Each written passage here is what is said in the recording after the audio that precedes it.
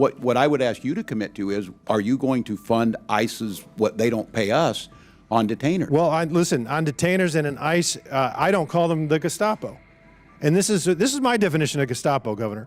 Real Nazis from 1933 to 1945 that facilitated and participated in the murder of millions. I don't call federal law enforcement officers Gestapo. You were recently quoted. Where's the apology? Donald Trump. Oh, no, Donald Trump didn't. Listen, Donald Trump's not here. Yeah. You are, Governor. Yeah. You're a big boy. Put your big boy pants on. I would ask, don't wear masks, identify who you are, don't pull up and Governor, you called them Gestapo. Will you apologize for that? And don't pull people. Will you apologize for that? I think that's hyperbolic demagoguery. I mean, you said that in a speech, maybe you got a little carried away. I don't know if you apologize for that too, that you were, quote, going to kick Republicans' asses. I don't know, but I think it's ignorant and I think it's culpable and I think it's disgusting. And I can see why the American people on November 5th made it a very bad night for you and a very great night for our future.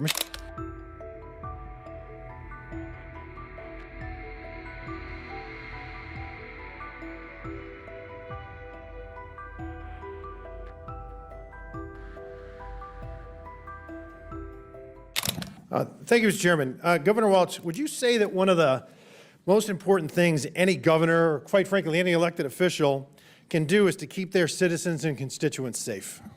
I would, Congressman. Great, I would agree. And I ask this because when I was reading your bio that you provided, nowhere did you mention the safety and security of Minnesotans or fighting crime or supporting law enforcement or, for that matter, the rule of law. So I want to take you back to 2020.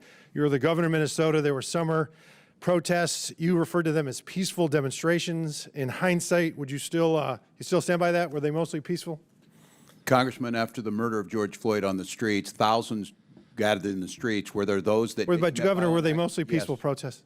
The vast majority certainly were. Those that weren't... So why would you have to call out the National Guard for mostly peaceful protests? They weren't all peaceful protests. Okay, so they weren't. All right, mostly. So, Governor, the total damage in dollars, what was that in Minnesota for the peaceful protests? I don't have that in all right, according to the insurance industry in Minnesota, they put the number between $1 and $2 billion, and your own state Senate put the price tag at $500 million.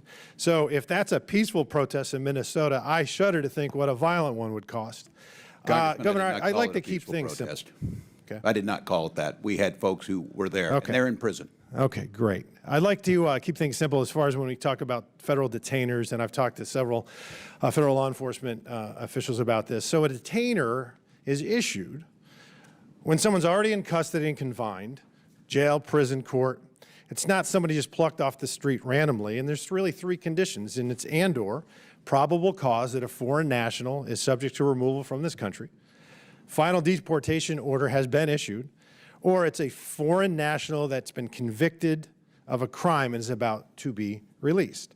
So sanctuary states won't cooperate with federal law enforcement.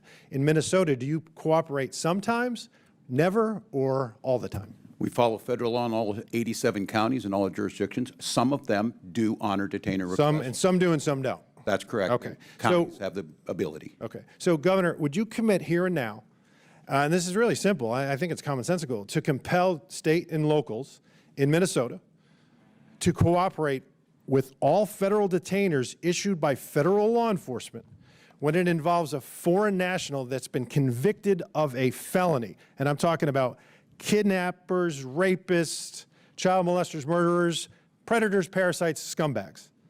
In all those instances, of a felony being held by my state corrections, every time we call. Every single time you're going to do that. Every time we in call Minnesota. them and have them come pick it up. What I would ask you to commit to is, are you going to fund ICE's what they don't pay us on detainers? Well, listen, on detainers and in ICE, I don't call them the Gestapo. And this is my definition of Gestapo, Governor. Real Nazis from 1933 to 1945 that facilitated and participated in the murder of millions. I don't call federal law enforcement officers Gestapo. You were recently quoted. Where's the apology? Donald Trump. Oh, no, Donald Trump didn't. Listen, Donald Trump's not here. Yeah. You are, Governor. Yeah. You're a big boy. Put your big boy pants on. I would ask, don't wear masks, identify who you are, don't pull up and Governor, you called them Gestapo. Will you apologize for that? And don't pull people. Will you apologize for that? Congressman, my job, I'm a history teacher. Okay, so you won't. Okay, we're going to move on. No, Mr. Chairman, I reclaim my time. If you won't answer the question. I think that's hyperbolic demagoguery. I mean, you said that in a speech, maybe you got a little carried away. I don't know if you apologize for that too, that you were, quote, going to kick Republicans' asses. I mean, I didn't say that. You said it. And that's dangerous rhetoric, especially when you use Gestapo. That's lazy too, and it's terribly inaccurate. The fact of the matter is, again, time and again, you've excused violence and you use dangerous, irresponsible rhetoric. And you can choose between being on the side of law enforcement or the side of vicious criminals, and you've chosen the latter time and again. I don't know why. Maybe it's because you want to impress your limousine liberal friends when you're eating wine and cheese, or you're getting your coffee every morning at the hemp store. I don't know, but I think it's ignorant, and I think it's culpable, and I think it's disgusting. And I can see why the American people on November 5th made it a very bad night for you and a very great night for our future. Mr. Chairman, I yield back. Thank you, Mr. Chair. Welcome back to Washington, Governor. I'm going to run through a series of facts before I get to my questions, so let's get started. Governor Walz, you signed the Health and Human Services Omnibus Bill into law in May of 2023. That bill expanded Minnesota Care to provide free health care to illegal aliens. You signed the Higher Education Omnibus Bill into law in May of 2023. That bill allows illegals to have their college tuition paid for by the state. You signed the Driver's License for All Act into law in March of 2023, and that bill allows illegals to receive driver's licenses. So, you claim you're not a sanctuary state. You just provide free health care, free college, and driver's licenses to illegal aliens. One reason you're here testifying before us today is because you refuse to cooperate with ICE. While states like Florida and Virginia empower their law enforcement to detain and remove criminal illegal aliens, you, sir, have done just the opposite. Your Attorney General is directing law enforcement to ignore ICE immigration detainers. Do you agree with the Attorney General's guidance?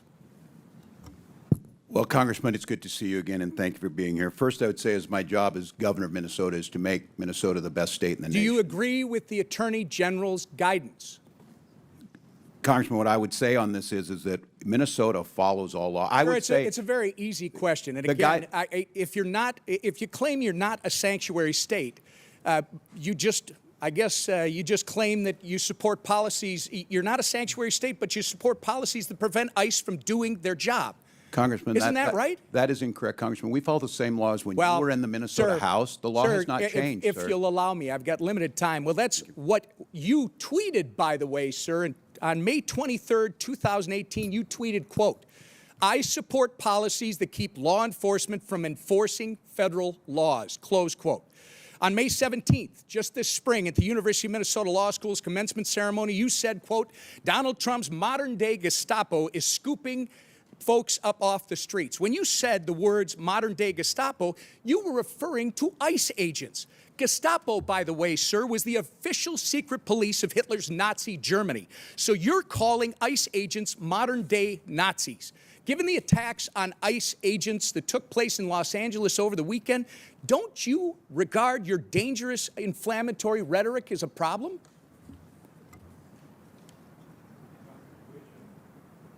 The questions do you want me to answer first? So, sir, it saddens me that you refuse to express regret from comparing ICE to Nazis. ICE agents are brave Americans who get up every morning, leave their families, and put their lives in harm's way to protect our country, sir. You, at the very least, owe an apology to these dedicated public servants. I will say, sir, inflammatory rhetoric such as yours and the other governors on this panel is responsible for putting a target on the back of every ICE agent who is risking their life to protect our communities.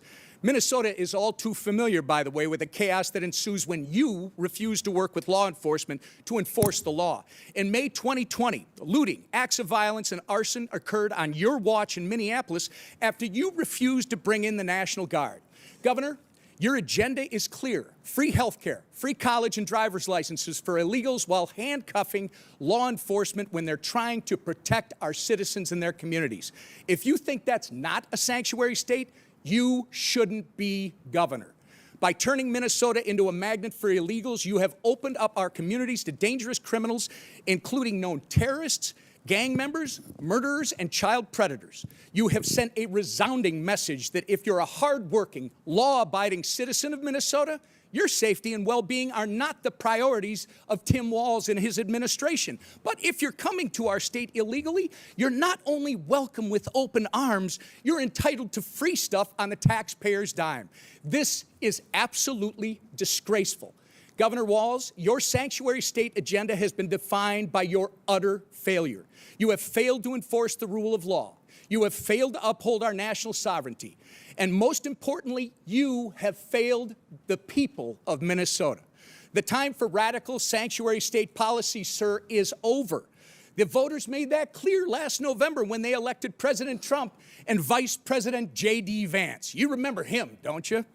Governor, the time for real leaders and real leadership is now. And with that, sir, actually, Mr. Chairman, I ask unanimous consent to introduce into the record the governor's tweet that I referenced from May 23rd, 2018, which makes it clear his hatred for federal law enforcement. Thank you. Without objection, so ordered.